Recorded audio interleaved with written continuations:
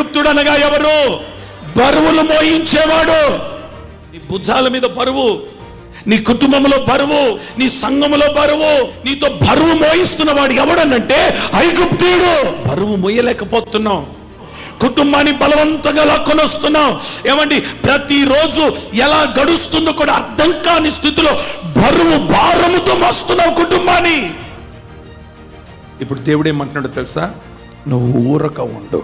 నిన్ను శ్రమ పెట్టిన వాణ్ణి, నిన్ను కఠినంగా సేవ చేయించిన వాణ్ణి, నిన్ను హింసించిన వాణ్ణి, నీ మీద బరువు మోపిన ఐగుప్తులు ఇక మీదట మరి ఎన్నడూ మీరు చూడరు.